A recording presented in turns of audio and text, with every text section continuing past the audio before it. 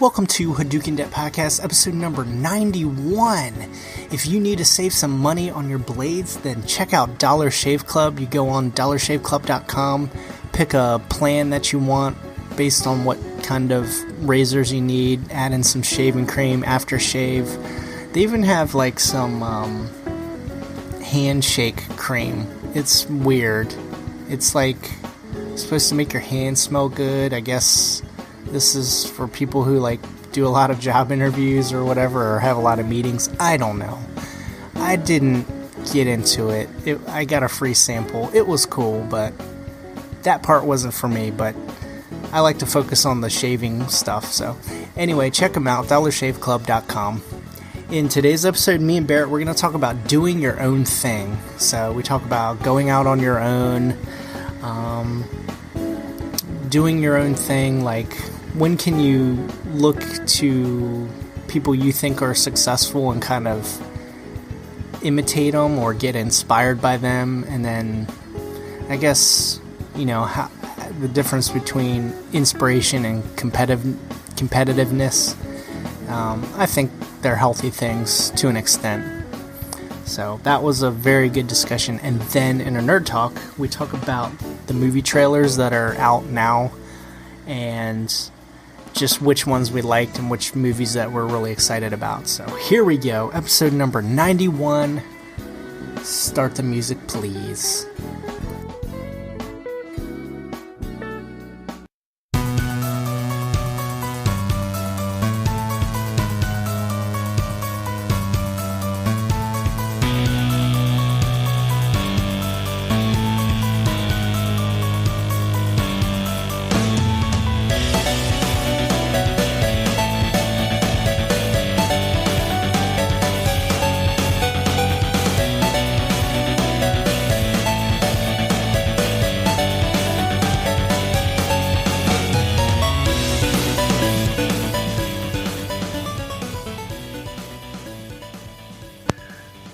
So I was reading this thing about these intellectual jokes, and it was like a Roman walks into a bar, holds up 2 fingers and says, 5 beers, please.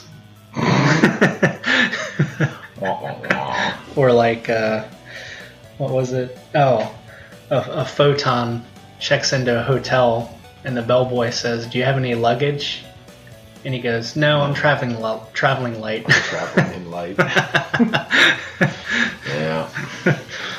There was one where it was like, what was it? Oh, it was President Clinton. And he was, they went into the Oval Office, and all the executives there were like, sir, we've called you in here to talk about some, classified or whatever, top secret stuff. Do you have anything to add? And Bill was like, no, I don't have anything to say. I'll just go sit in the corner. Because it's an Oval Office. Well, that wasn't in the intelligent jokes. No. That was one I heard the other day. Nice. What are you saying? My wife, when the kids get started on their knock-knock jokes and won't stop. Oh. And when she's done with them, her signal is when they say knock-knock, she says, come in. And that's when they know it's time to stop. Yeah, that's a good idea. I had one. How'd it go? Oh, yeah. Okay, so why did the chicken cross the road? Why? To get to the big dork's house. Knock, knock. Who's there? The chicken. Darn it! Why did the one-handed man cross the street? I don't know. To get to the secondhand shop. Zing! Oh. No. Nice. Okay, I got one more. Okay. A Buddhist goes to a hot dog stand, and the hot dog guy's like, "What do you want on it?" And he's like, I want one with everything. Make me one with everything. Maybe one with everything. Okay. Yes. So that's the show today, guys. We'll see you. That's 2 minutes and 40 seconds. Yeah, it's not going uphill from here. No, sorry. That's the way it goes here. So, this would be in the past, but are you going to go see Suicide Squad in the theater? You're going to wait on that one? I'm going to wait. Yeah? Yeah. What about you? Yeah, I'll be going to see that one. Yeah. I need it. I need a good movie this summer. Yeah. What else has come out this year? Superhero-wise. Batman vs. Superman. That came out, yeah. That was like March. Civil War. Justice League, right? Or that's next year. That's next year. Yeah. So there have only been I think they only had 3 movies coming out this year. Civil War, Batman vs. Superman, Suicide Squad. X-Men. Oh, that's right, Apocalypse. Yeah. And then Doctor Strange in November. Yeah. So it's the last one I'm going to have for a while. Really? Of superhero movies till November. So. We've been so spoiled with all these superhero movies the past, 5 years. Yeah. Every summer's had 2 or 3 good movies to go see. Don't start complaining. I feel like just a pouty baby. You ask a kid what they want to eat, and they can't make up their mind. I have too many options. Yeah, I don't know. I don't want anything, but I'm hungry.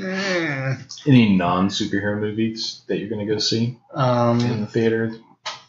Did you see Secret Life of Pets? Did you go see that one with the kids? Was that good? I haven't seen it yet. Oh, okay. I wanted to. I know funny. Dana Carvey's one of the voices in there. Oh, yeah? Yeah. We did, this was back in April, but we saw Zootopia. Oh, okay. In the theater. Yeah, my kids saw that. I didn't. And we saw Finding Dory, which we talked about on a previous episode.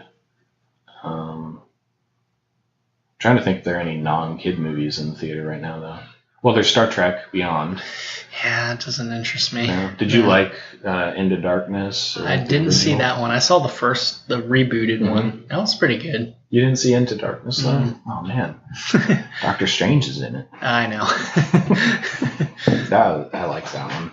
I like the reboots of the Star Trek movies, but I just haven't gotten around to seeing this one yet. They do seem more action-y. Oh, yeah, they definitely are. So I like that. Yeah. Which is why no true Star Trek fan likes it. Yeah. They've turned it into Star Wars. Yeah. Where are the political council and all these debates? Yep. Rogue One, isn't that coming out? Yeah, that's Christmas. Yeah.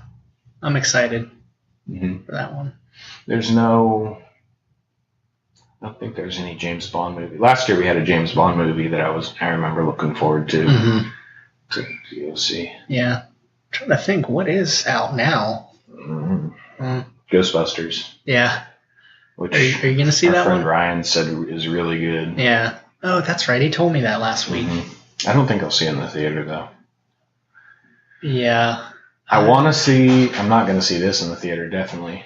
I want to see Independence Day still, even though it's been really butchered. I don't want to see that. I'll see it on DVD. Yeah. When it comes out. What else? A movie that came out this winter that I still haven't seen is I still haven't seen The Revenant. I didn't see that one either. I want to see that. I saw the honest trailer of it. Yeah. Leonardo DiCaprio as he's grunting his way through. Grunting his way through to an Oscar. And then I haven't seen Hateful Eight yet either. That came out last year. Who's in that? It's Samuel Russell Jackson. Crowe? No. Is Russell Crowe in it? No. Kurt Russell. Kurt Russell is in it. I don't know. It's got a ton of Chris actors Pratt. in it. I think he's in there. No, I think he's in the Magnificent Seven. That has. Oh man, I can't get that straight. The Hateful Eight is the Quentin Tarantino movie, though. Oh yeah. It's like 3 hours long. Well, then which one's the one with Adam Sandler and David Spade? That was the something. The other. No. Ridiculous Six. Oh my gosh. Like 6, 7, and 8. No, that was dumb. Oh, I started watching like the first 20 minutes of that, and I'm like, I'm not gonna like this movie at all. Okay. So I stopped. He wasn't a funny movie though. surprisingly, that was on Netflix called The Do-Over. It was him and David Spade. Okay, yeah. And I'm like, it's funny because the Ridiculous 6 came out, and then like a month later, The Do-Over came out. And I'm like, is this like your attempt to actually do something funny this time around? So did The Do-Over come after? Yeah. Well, no, they're not related to each other at all. Oh, they're just... But they're just both Adam Sandler movies, and they came out within a month of each other on Netflix. Man. And the first one bombed. But The Do-Over I thought was kind of funny. I'm trying to remember the plot, but it's like two friends that meet at a friend's funeral or a high school reunion or something like that, and thought that their lives would have turned out differently, and so they make them turn out differently. And like, it's like a buddy heist movie. Oh, I thought it would be dumb. I wasn't watching it with high expectations. I watched it with Ryan. Yeah.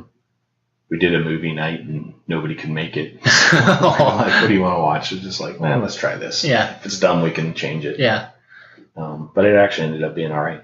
So that's what you got to do. You set the bar low. The expectations were so low that it turned out to be an okay movie. Yeah. And we're like, it's worth telling other people. It's okay. Because I mean, the bar on an Adam Sandler movie nowadays is not high at all. Anyways, it's not. I mean, you want it to be good. You have such high expectations, but what? 20 movies in a row that have completely sucked. I did like That's My Boy. Did you? Oh man, you didn't like that? I didn't see that one. Okay. I haven't even bought. I'm trying to think of the last Adam Sandler movie I actually bothered with. I didn't watch Click. I like that one. I think the last one that I gave up on. I think Little Nicky was the first movie that he came out with that I'm I'm done with Adam Sandler movies. I don't even think I saw that one. I think it was the one before that. But I'm just like, this doesn't even look good. Yeah. And that was like 15 years ago probably. He's definitely tried to do some serious roles, like Punch Drunk Love or something. Okay, I think I did see that one. I saw that one or another one of his serious ones. I don't remember which one it was. There's The Cobbler. I didn't see that. I don't know what that is. I see it on Netflix, but I skip it. Yeah. I mean, I hate to be one of those guys, but he basically hasn't had a good movie. Mr. Deeds would probably be the last one that I liked of his. And even that one was really dumb. I mean, of course they're all dumb, but that one was at least funny dumb. So I saw one with Janie, but this was probably like 7-8 years ago. Mm-hmm. It was the one where he was like a plastic surgeon or something, and it had Jennifer Aniston. I forgot what it was called. I don't remember that. Yeah. I just remember. Oh, the last one I saw that I was really disappointed in was Grown Ups. 2 or 1? 1. You didn't like Grown Ups? I didn't like it. No. And I thought it would be so funny. I'm like, oh my gosh, they've got everybody in it. What was it? Adam Sandler, David Spade, Kevin James, Rob Schneider. Yeah. Was Kevin Hart in that one? No, he wasn't. I don't think he was as popular back then when the first one came out. And I'm just like, oh man, they've got all this great talent. And then the movie just ended up being so slow. Yeah, because Honest Trailers was like, be prepared to watch Adam Sandler, a real-life documentary of how Adam Sandler lives. And it's just his life. Yep. And then they made a sequel, which I didn't bother with either. So. I saw that one. Yeah. Same jokes. Okay. Yeah. Mm-hmm.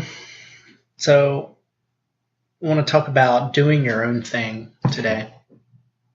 I thought when I saw this article on the Simple Dollar, I thought it was going to be like about money, but it was more so about lifestyle. Okay. And Trent Ham, he talks about how doing your own thing, like he used to go to the gym and just feel so intimidated by like all these other athletic guys, super athletic people. And he just was like, oh, I'm not in the right spot. Right place. But then he just got to a point and was like, I'm on a different path than these people. You know, I'm not trying to get bodybuilding physique like they are. You know, I'm just in here to make sure my heart's good, you know, whatever. So I guess it can be tied to finances, you know, because when we were getting out of debt, it it goes both ways, because when we were getting out of debt, I was like looking at other people like, I can't believe they're buying that. They have a car payment. That's so stupid, but they're on a different path than me. Mm-hmm. So I've recently tried to tone that down, Yeah.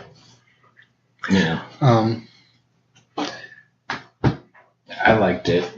I struggle with comparing myself to others all the time. Mm-hmm. In the two examples that he used, both financially and in the gym, compare myself to powerlifters who are younger than me and doing twice as much weight as I am and stuff. And like, man, if I would have just gotten started sooner. Right.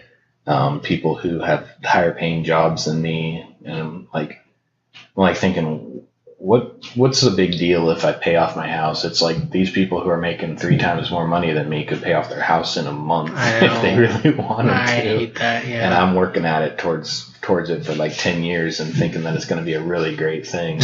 and then the 10 years, they're probably going to become millionaires. And I'm going to have paid off a $200,000 house and think it's a big thing. Yeah, and they'll have like 2 or 3 houses, a beach house. Yeah. Yep. So I struggle with that a lot. Jealousy and envy and just ruins my enjoyment of what I'm doing.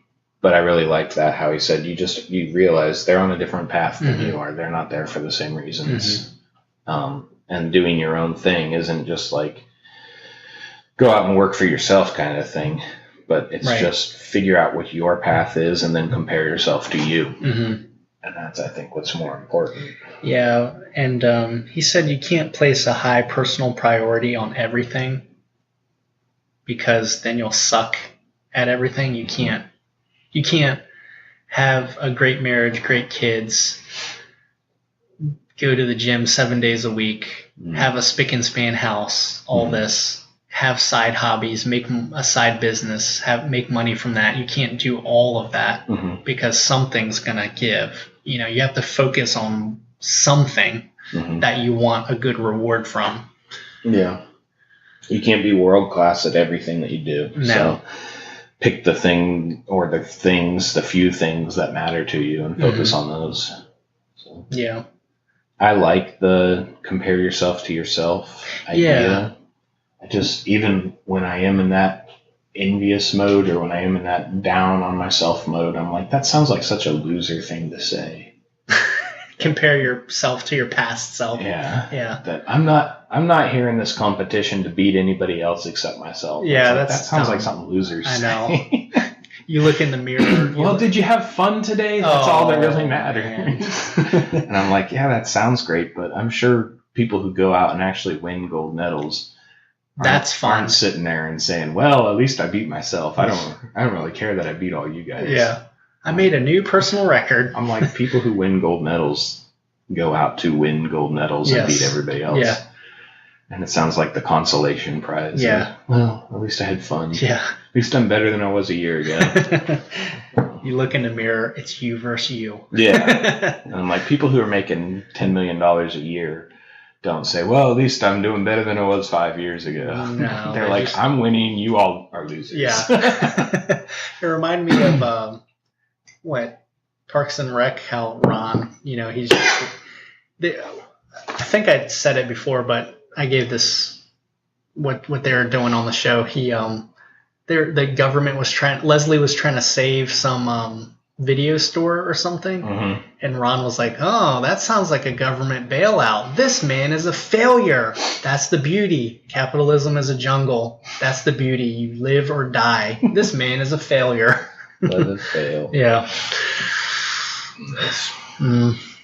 Why did I even give that example? What was I saying? Because it sounds like there were winners and losers. Oh, yeah. Mentality there. Yeah. Yep. So when I'm down on it, that's the way I feel. Yeah. But in reality, you're never going to be the best in the world at what you do. There's always somebody better. Yep. Is that what you're saying? Yeah. So if you do set out to be the best in the world, there's always going to be someone competing against you, someone who's trying to take it away from you, somebody who's always doing better than you. Yeah. And that's an empty pursuit because the wealthiest people in the world will always have somebody who's got more than they do. And so yeah, it looks on the outside like they're winners and they've got the right mentality and I just need to jump into that rat race. But they might look at you and say, man, that guy actually enjoys what he does for a living. Yeah. It's funny. They are shackled by their $150,000, $250,000 a year job that they can't escape from because they can't afford to not make that much. Right. So, yeah. Again, these all sound like things losers say to make themselves feel better. At least I enjoy my job. I'm only making half what I was making, though, but I love it. But then, like, the people that are running really successful CPA firms, I mean, I always used to look at them and be like, yeah, but you're on your, like, fourth marriage at this point. So, wow. So, what's it matter? Yeah. You know? Right. If you're a workaholic and your wives get fed up with it and leave, then kind of sucks. Right. So. Yeah, you traded it for that. Obviously, that was a priority for the... I don't know. Yeah. So I think that doing your own thing, it comes down to figuring out what happiness means for you, figuring out what that thing is or those things are, and saying, this is how I measure it. So, I don't make as much as I could have if I had stayed in my job. Well, actually, I make more than I did. I would have stayed there. But other jobs, I already had low expectations. I was working local. I could have headed into DC and easily made 2 or 3 times more. Right. But the bar was already set low by wanting to work local. Now I work from home as local as you can get. So, But yeah, I mean, if I would have gone on the fast track and gotten into, management at Ernst & Young or PricewaterhouseCoopers or something like that, I'd be like, I'd be traveling 40 weeks out of the year and making $300,000 and have a nicer house and be able to pay a gardener to come and mow my lawn. But get Blue Apron, sign up for Blue Apron. Make my meals for me. Yeah. But I wouldn't know who my kids are. Yeah. Yeah, I mean, that's key. Finding out what's your happiness priority is, because I literally make half of what I was making at my other job, but I just enjoy my day better, I mean, I'm not saying it's like all perfect, but it's just better to me. Well, and half of what you're making is pretty good for only having been doing this for a month and a half. Yeah, that's true. I'm like, dang, it only took you a month to get to half of what you were making? Yeah. People are having babies, so, I can't,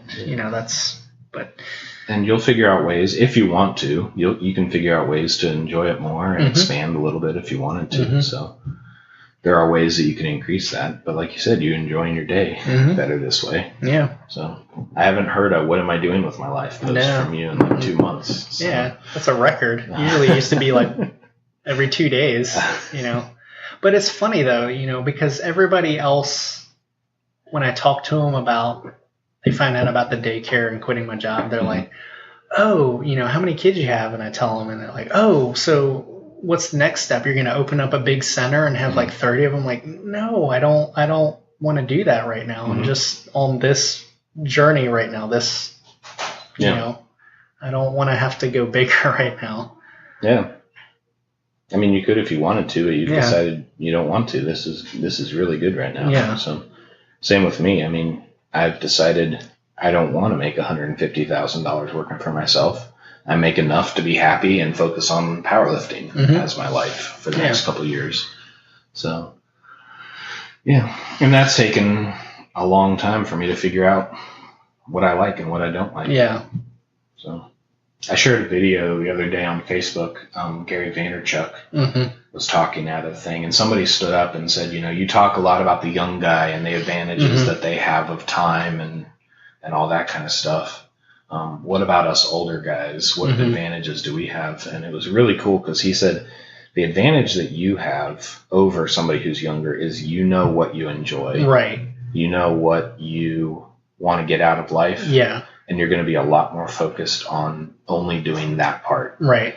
And not feeling like you have to do everything else with it. And it was really cool because it was like, you probably he was talking to this guy. He's like, you said you started with 2 other partners to do what you guys are currently doing. And then he said, it's really cool when you're that way because you focus on what you do well. You let them focus on what they do well. Yeah. And you guys you can all focus on a goal and say, this is where we're going with this thing. Yeah. For the next few years. I guess the power struggles kind of subside in some people, because you just know what you need to do and you do it. Yeah. I mean, the feedback I got from my employee as she was leaving, and I've seen in other young entrepreneurs also, is I don't delegate enough. I don't let other people work in their strengths enough. I kind of just give them the stuff that I don't want to do. And I don't know. I tried to do too much myself. Didn't really rely on other people well. And so that's the failure of being young, is thinking that you can do everything yourself. Right. So, and you're going to reach a spot where you can't grow beyond that. And then everybody's going to be miserable. So. Yeah. What about taking not necessarily mimicking is it okay to mimic somebody else's journey? Not their journey, but I guess take the successful aspects of their journey and implement it into your own. I think can be healthy. If it's not with I have to do it this way, but just learning from somebody else. Yeah, I think that there's nothing that you've ever done that you didn't pick up from somebody else, whether you know it or not. Yeah, that's true. I mean, that's how we learn, is we learn either by seeing somebody demonstrate something or reading about somebody doing something, and we just add it in to make our path. So, yeah, I think obviously we have to do that. The problem is when you look at that path and you say, unless I do it exactly like Dave Ramsey did it, I'm never going to be where Dave Ramsey is. Right. Or unless I do it exactly as this powerlifter did it, who started back in high school, and, his dad was a powerlifter, so the genes were well aligned and everything like that, then I'm never going to get to that level. Right. I think that's the problem with taking aspects of their life, is trying to think I have to have it exactly the way they did in order to be successful. So I think that's the idea behind your own path, is your history is completely different than everybody else's. What drives you is completely different. The reasons that you're there are completely different. And you need to figure out what the right fit for you is in those things. So not to say you can't follow Dave Ramsey's baby steps to help you get there, but your purpose is going to be different than my purpose. Right. Or your past and your history with credit is going to be different than my history with credit. And so we're going to have different, aversions to the idea of it. So that's my thoughts on that one. Yeah, makes sense. Cool. Yep. I liked how he said, measure yourself against the past. Money is really easy to do that. Same with strength training. This is why I love the gym so much, is because it's really easy to see, I could squat this a year ago. Yeah. And now I can squat this today. Money's similar. It's like my net worth was this a year ago, and it is this today. So, but even the problem with that is getting yourself too wrapped up in what you did in the past. I think that's when the financial downturn happened. I think that was the problem, is people were like, oh, well, my net worth was twice what it is today a year ago. Yeah. Or you have to get shoulder surgery and you're like, I'm only benching, 160 and I used to bench close to 3 or something like that. And it's like, well, yeah, but now you've gone through shoulder surgery. You have to rebuild. Yeah. My mom asked me about that when I was talking about wanting to be a power lifter. Focus on it full time, is like, when you're 50, how are you going to feel about the records that you set when you were 30 and 40? Are you going to, you're never going to have that strength at that level again. And I think you just have to reset your expectations and say, look, this is the best bench press that I can do as a 50-year-old. Yeah. And it's not the same that I can do as a 40-year-old. And it won't be the same that I can do as a 60-year-old. in something like that, would you just kind of take a look at what other 50 and 60-year-old people are doing and then just kind of gauge yourself there? Yeah, probably something like that. Like, I'm still in the top so-and-so percent in competitions, stuff like that. I wonder how Arnold feels now. Yeah. I mean, he was what, Mr. Olympia. Mm-hmm. Yeah. But even so, like, Sylvester Stallone can still get jacked. Yeah. For like Expendables. Rocky Balboa, the movie that he had, or the Expendables or something like that. So. Yeah, that's true. So I mean, there is a point if you go out and the first time you ever bench press as a 50-year-old, it's not going to be that great. No. But if you've been doing it for 20 years, by the time you enter your 50s, then you'll have this foundation also to build on. So at some point it will eventually start going down. Yeah. But I don't know, at least I'll still be able to get out of bed and take care of myself. So yeah, you won't be... At that point, my goals might shift a little bit. So. And I think with most people, it starts once they have success in an area, their goals start to shift even without them thinking about it, and they want to see other people be successful. Yeah, I can see that. Yeah. So, as a parent, you start to want to see your kids do better than you did at some point. Or as a power lifter, you're like, well, now I want to start coaching other people and expand. Or as an entrepreneur, you're like, I really want to mentor other entrepreneurs. As a debt-free person, you're like, well, that's cool, I'm done, but I want to get other people to this. Yeah. So. Yeah, it's the journey. What we want, what I wanted 10 years ago is different from what I want now. So. Yep. Yeah. Yeah. And that's not the consolation of a loser. No. That's the maturity of experience, I think. Yeah. So, says the loser. It's you versus you. I'm not a loser. I'm more experienced. Yeah, that's what it is. Which basically means I haven't accomplished any of the goals I set out for as a 17-year-old. So I'm just going to say, well, my goals have changed. Yeah, that's what it is. I changed my major, so I'm in school forever. Nice. Yeah. I had another thought, but I can't remember it right now. Yeah, I just have to work on myself when I look at other people and just understand they're on a different path, and nothing about my life or nothing I say will change them. People that are, I guess, that aren't in my circle of influence. Like if I look at outside people, I'm just like, well, they're doing what they're doing, so I can't control that. Because I like to control. Yeah. I think you can affect other people. You can't change them, maybe. But I think the way that you can affect other people is talk about yourself and what caused your own priorities to shift. Yeah. And people who are ready to hear that will listen and be like, wow, that's kind of what I'm going through. Yeah. And I noticed that going into the gym isn't really doing it for me anymore. And maybe it's time for my priorities to shift. So I think that's the way you do it. So I mean, you've helped me with that. Like, because I work out and just do my own thing.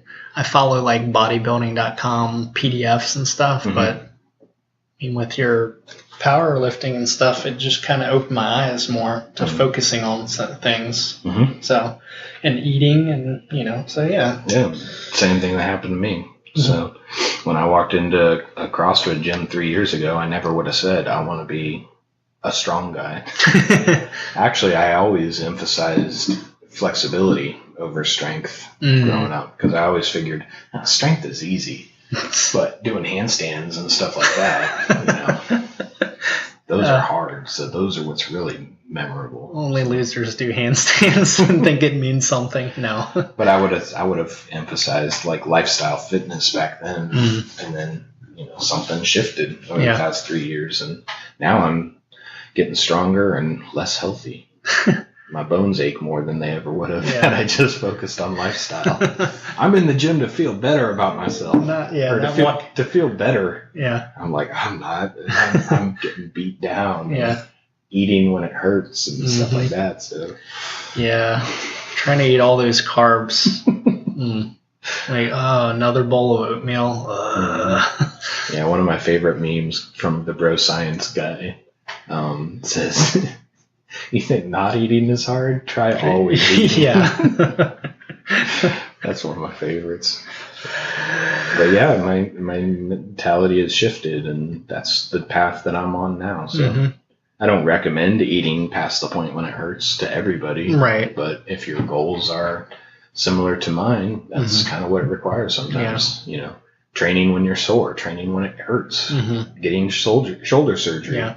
I used to think, I would never train to the point where I broke my body and needed surgery. I'd give up before that point. And now I'm like, no, I probably, if it comes to that point, I could see getting surgery, rehabbing it, and continuing to train beyond that. So my mentality shifted. Yeah. Something that changed for me probably over the last 3 years is I wanted to have like $10 million when I retired. I don't really want all that anymore. Maybe just $1 million or $2 million. That's it. Just have the house paid off and live off what I make. I don't want all that anymore. Yeah, because I would ask, like, when you set goals like that, well, I mean, I do it too, so you could push back against mine. Yeah. But when you set a goal like $10 million for net worth, what more does that accomplish for you that $2 million wouldn't? I know what you're saying. Yeah. Because, like, if I had $10 million, nobody would know the difference, I would think. No, they wouldn't know an extra $8 million. Yeah. And so for me, what $10 million means is set for life and never have to worry about it. I could live in a way that $2 million would set me for life and never have to worry about it. So I had that thought, but I didn't put it as good as you did. What else can $8 million do for me? Yeah. I mean, like Dave Ramsey talks about when he first became a millionaire, or when he finally became a millionaire, the real way, not the fake way that he used to be, borrowing it on paper kind of thing. But when he actually became a millionaire, then he started to look at decamillionaires and see, how do I get to that point? And I guess maybe if I got to the millionaire part, maybe I'd start to look at that. Yeah. But for him, I think also he said $10 million feels like he's changed his entire family tree at that point. And that could be one way of looking at it is, right. $2 million, there's not going to be much left to leave your kids. Right. $10 million, they're going to take half of it when you die in taxes. But that's still, $3 or $4 million that you could leave your kids. Right. And so that would be one way to look at it. Yeah. Build a legacy kind of thing. But $2 million you leave your kids, $100,000, $200,000 could change their lives at that time. Right. Or your grandkids or something like that. But I don't know. Yeah. But he said you can no longer look at what millionaires do to get there. He started talking to decamillionaires and say, how did you get to, 10 times this level kind of thing? So, So I guess once I pay off my house, then the next thing to look at is how to buy another house in cash. Yeah. Is kind of that. Yeah.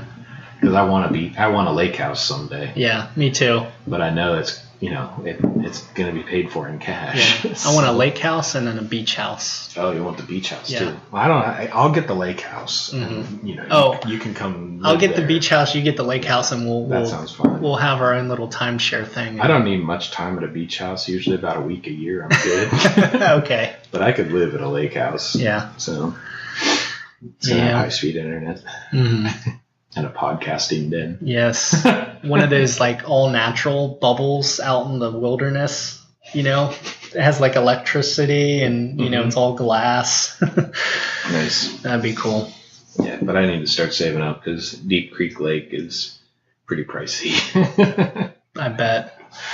So. Yeah. Cool. Okay. Nerd talk. Yeah, let's do it. So, Comic-Con just happened. Yes. When we're recording this. I wasn't really keeping up with it. I just, since I never thought to go to San Diego, it kind of slipped my mind. But then I saw all the hashtags SDCC. I was like, oh, okay. Oh, I guess it happens. Yeah, okay, cool. Yeah. So I just had down movie trailers. And so there were a couple cool ones that came out of Comic-Con. So we're going to talk about those. Yeah. I'm going to start off with a non-superhero one. Okay. Get it out of the way. Yeah. Or make sure it gets talked about. Yes, I know. That we have enough time. Skip Trace. Okay. That's the Jackie Chan movie.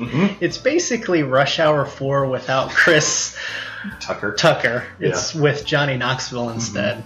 So I thought it was funny. The funniest thing was, in the trailer when I watched it, Jackie Chan held up one of those Russian dolls. Yeah. You know, the Matskosta dolls or something. The nesting dolls. Yeah. Ones that fit inside each other. Yeah. Somebody, the bad girl punched it. It turned into the smaller one. Punched it again. Turned into the smaller one. Yeah, that was pretty funny. I didn't see this trailer this week. I didn't see it until you mentioned it, but I was surprised because I was happy to see Jackie Chan's not fully retired. Yeah. So I remember what movie was it? It was supposed to be his last one. It wasn't was it the Dragon King or no, the Monkey King? No, the Last King. Now you're just naming Chinese dishes. There was a movie. I thought it was the one with Jet Li that was supposed to be his last action movie. Fearless. Was that Fearless? I think I don't know. Yeah, but I thought he was supposed to retire. Yeah. But now he's rebooting Rush Hour. Yeah. Except it takes place in Hong Kong this time. Yeah, it changed. Yeah. But I like Johnny Knoxville too. Yeah. So I think he's funny. You don't like him? Don't care for him. Oh. No, never been a fan of Jackass. Never really cared to. I'm trying to think of any other movies I've seen him in. He was the bad guy in Men in Black 2. Really? Wasn't he? Or was that 3? I never saw 3, so I don't know. It was 3. Okay. There was a two-headed alien, and he was the bad guy in that one. Other than that, I can't think of anything I've seen him in. Like I'm not gonna go see Bad Grandpa. I saw that. That's my kind of humor. Yeah, really? I think it's funny. Yeah. Because his name was Irving in that movie. He was like, hey ladies, you want to get a serving of Irving? Gosh. Cool. Yeah. And so the Justice League trailer came out. That looked semi-okay to me. It looked like a trailer. I like Batfleck. I like him. Yeah. I don't know what it is. I don't like the Flash. He's just so goofy. Seems like he's like a goofball in this one. I don't know. Is that his personality or? I mean, don't you watch the Flash on CW or you not watched it? I don't. Arrow turned you off to the Flash. So he's kind of nerdy in the Flash and kind of clumsy, klutzy kind of thing a little bit. But this one he kind of looked like a, like a teenager. Yeah, like really. a teenage, superstar fawning over, the superstar groupie. That's the word I'm looking for. Like a Batman groupie kind of a thing. Yeah, because Batman was like, I'm starting a team. He's like, I'm in. Yeah. They did make him faster than he is on CW's Flash, so they're not just going to copy that film kind of that effect that they used for that. So, but it seemed like the whole trailer was trying to focus on Aquaman. Yeah. Because it was all largely focused on Jason Momoa, his character, and I felt like trying to prove that Aquaman wasn't going to be screwed up in this movie by making him appear really tough. Yeah. But then intimidating. I got that feeling at first, but then it was like, but he brings fish to the local villagers. I'm like, oh, come on now. He's a philanthropist. He's a nice guy. In his own non-billionaire sort of way. Yeah. So. All I have is fish. But I thought that he feeds them fish. Aren't they his subjects? I know. How do they trust him as their king if he feeds fish to people? He's leading by serving. But yeah, I thought the Justice League one looked good. Yeah. So no sign of Superman. I felt right. No sign of Superman. He wasn't in there. I kind of like that because just kind of building up the other people. Yeah. You know. One of the big missteps in Batman vs Superman for me was in the last 2 seconds of the movie when the dirt moved on his coffin, because I'm like, you guys didn't need to show that. We know Superman's going to come back to life.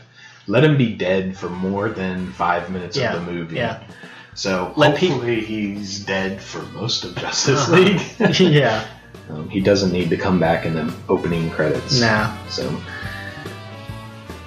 Nice. What about Wonder Woman? Speaking of Justice League, I never thought I'd like Wonder Woman, but after seeing that trailer, I think I'm going to see this movie. Yeah.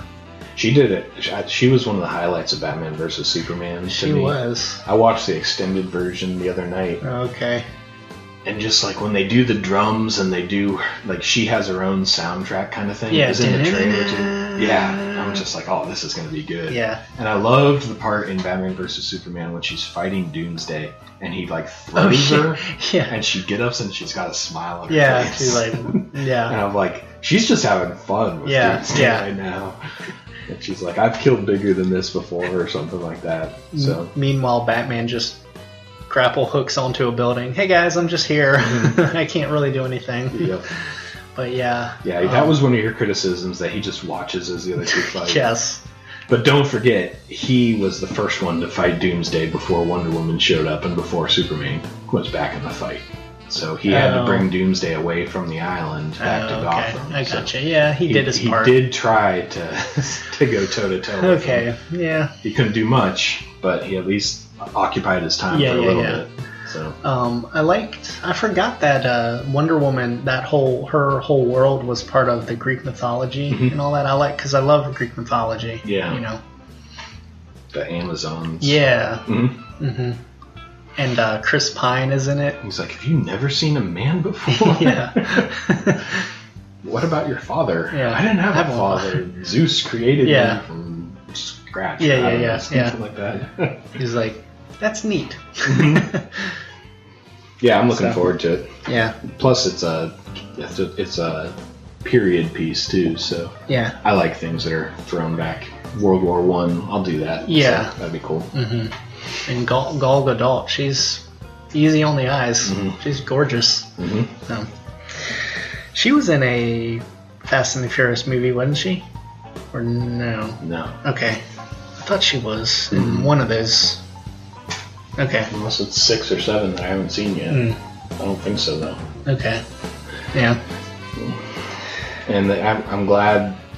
And they did this in Batman vs. Superman, too, but they show the majority of her powers and stuff like that, like the lasso and the sword and the bangles and stuff like that.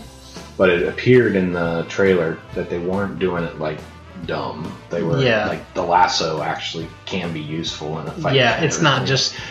makes people tell the truth or whatever. Or the let's not call it the lasso of truth. Yeah, the bracelets. It's like not because in the comics or whenever they're making fun of it, the bad guys always shoot at the bracelets. Well, of course they're bulletproof. You're shooting at the bracelets. You're not shooting at her. So looking forward to that one. I do recall reading that the invisible jet will not be in the movie. So I'm fine with that. Or maybe it is and you just don't see it. No. She appears to fly in the Batman vs. Superman, or at least travel at very high speeds. Yeah. So maybe she's actually flying in a jet. Maybe. Just don't see it. Yeah. But the trailer got me, so I'll watch it. What do you got next? I just had... Well, this is kind of old, but Rogue One. There wasn't really a new trailer, I don't think. No, nothing I saw. But yeah, I'm excited for that one. Because Donnie Yen, he's that Chinese guy. He's the... he played Ip Man in those movies. I didn't see Ip Man. Yeah, Ip Man's good. Check it out. Yeah, he's the guy who taught Bruce Lee. Oh, okay. Yeah. So... and then... I don't remember him in the trailer, though. Yeah, he was like... Well, actually, I think Forrest Whitaker was saying, "What will you do when they find you?" or something. But Donnie Chen was doing something with a big stick. Oh, okay. Yeah. Donnie Yen, that's his name. Yeah, there was like a Jedi monk or something. Yeah, him. Yeah. Not using a lightsaber to kick butt. So. Yep. I wonder if he trained the stormtrooper that had the baton. Oh gosh. In the last one. And then, do you have down Doctor Strange? Yeah. Yeah. That was the first really long trailer that showed anything more than this is going to be a weird movie. Yeah, the optical illusions and stuff. But it was like 3 or 4 minutes long. And yeah. It actually got into like training and bad guys he's going to face and stuff like that. So. Yeah. I think I'll like this one. Because I think, because he had the gray on the side of his hair, and he's like, wow, he looks just like him. That's pretty cool. Yeah, I think the casting was great on it. I think it's going to be like a superhero Inception movie. Yeah, I get that feeling. I'm fine with it. I liked Inception. I remember that being a really good, really cool movie. Yeah, me too. So it's going to be Matrix-y, Inception-y. Reality is not reality kind of thing. So Christopher Nolan type. Yeah. Yep. Yeah. So I'm up for that. I don't know who that bad guy is though. I don't know his nemesis. Yeah. I thought his nemesis was, well, based on the Spider-Man cartoon. I thought the nemesis was Dormammu. He was the guy through some underworld or some other dimension or something. Yeah. Yeah, I'm not up to date on Doctor Strange much. Yeah. I think he was in Infinity Gauntlet. Oh, was he? And I saw him in that. But yeah, it should be pretty cool. This should hopefully be like kind of like as good as Guardians of the Galaxy because people don't know too much about Doctor Strange. Yeah. So. And it's not going to be like the typical superhero type movie. Yeah. It's going to be different. So right. I'm trying to remember. I think Doctor Strange is going to be the first time magic has entered the Marvel Cinematic Universe. I'm trying to remember if there was magic anywhere. Well, Scarlet Witch, I guess, uses magic, but you don't really, you see it more as a mutant superpower than really magic. And I know that you've stopped watching it, but in Arrow, this last season, they've started getting into the dark arts and stuff like that. Oh, okay. Damien Dark has been the bad guy. Damien? Okay. And that's been really good. I've really enjoyed this season of Arrow. And they even had Constantine come over to it because there was that one show Fox ran for half a season, I think this past season, or maybe it was the last one that got canceled. But they brought that same actor into an episode of Arrow to teach Oliver Queen how to use magic and stuff and counteract it. Yeah. And then they've referenced him a couple times. They've talked about, what does John think, or well, let's check with John on this kind of thing. So was that Keanu Reeves movie? Was that supposed to be the same movie? Yeah, that's the same Constantine. Oh, okay. Yeah. Huh. Yep. So that's technically a superhero movie too. I like that movie actually. Yeah, that was a good one. I forgot to talk about that last week. Yeah, that's all I got on my list. I've got the Lego Batman movie. Oh yeah. Just because it was nice to see. I mean, the teaser trailers that they'd released were hilarious. Where Alfred's like, I've seen you go through this before, so 2016, 2012, 2008, all through the old Batman and stuff. That was a hilarious scene, but really didn't tell you anything about it. And now you find out from this trailer that I guess it's Robin. Yeah. Maybe it's Tim Drake. He said he actually adopted him as a son. But I thought Damian Wayne was born. His real son. Yeah, his real son. So I guess it's Robin. But it was like he wore a costume that said like Rasta Man or Rastafarian Man or something like that. And it didn't fit him, so he ripped the pants off and was just running around in the underwear part. Yeah. Batman's like, I can only look you in the eyes right now. I thought it was funny. Will Arnett, he's awesome. Life doesn't give you seatbelts. Yeah. Life doesn't come with seatbelts.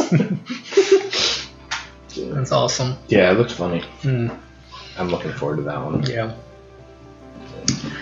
Yeah, I can't think of any other ones. Yeah. That's what I got. Yeah, okay. I can't think of anything else either. So I guess we'll wrap this one up then. Okay. All right. Where can people find you? I'm on Instagram at CP_EH. I also have a website, www.barrettyoung.com. Nice. Keep up with Barrett's thoughts on powerlifting and all that. Yep. Blog daily on there. Mm-hmm. I started a blog last week. Yeah? Yeah. Cool. Get back into that habit, I guess. Mm-hmm. You can find me on Facebook. I'm on Twitter at Charchangs. And don't forget, we're on Patreon. So head on over to patreon.com/HadokenDebt. And where's the blog? Blog is on HadokenDebt.com. Okay. So see you next week. Later.